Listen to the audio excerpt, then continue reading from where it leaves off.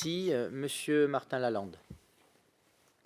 Merci, Monsieur le Président. Monsieur le Ministre, le projet de liaison Paris-Orléans-Clermont-Lyon a été retenu par la Commission Mobilité 21 parmi les projets à réaliser après 2030, à une date qui sera fonction de la saturation de l'actuelle ligne à grande vitesse Paris-Lyon. L'an dernier, en réponse notamment à ma précédente question, le gouvernement s'était engagé à choisir avant la fin 2014 entre les deux tracés ouest ou médian du projet POCL au sud d'Orléans, afin que ne soit pas pérennisée l'épée de Damoclès qui pèse sur tous les projets d'investissement dans les deux fuseaux concernés.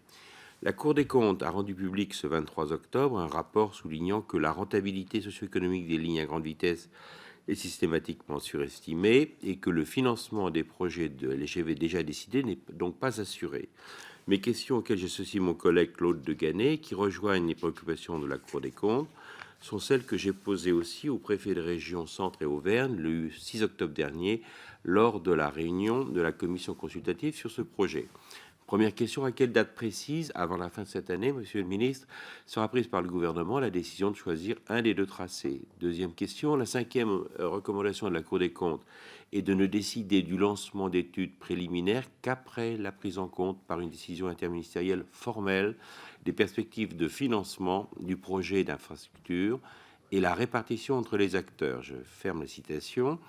Si le tracé ouest était malheureusement retenu, le gouvernement prend-il en conséquence formellement l'engagement de participer avec les collectivités territoriales au financement du surcoût de 1,1 milliard d'euros? À quelle hauteur, respectivement, l'État et les collectivités seraient-elles amenés à intervenir? Dernière question, la septième recommandation de la Cour des comptes et de concentrer en priorité les moyens financiers sur l'entretien du réseau par rapport au projet de développement et d'améliorer le pilotage de la prestation d'entretien du réseau ferroviaire par le gestionnaire d'infrastructure.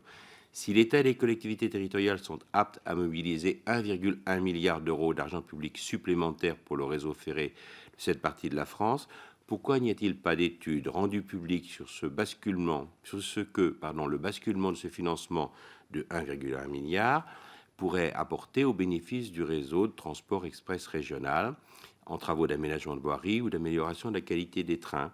Le gouvernement suivra-t-il la recommandation de la Cour des comptes sur ce point aussi? Je vous remercie, monsieur. Merci.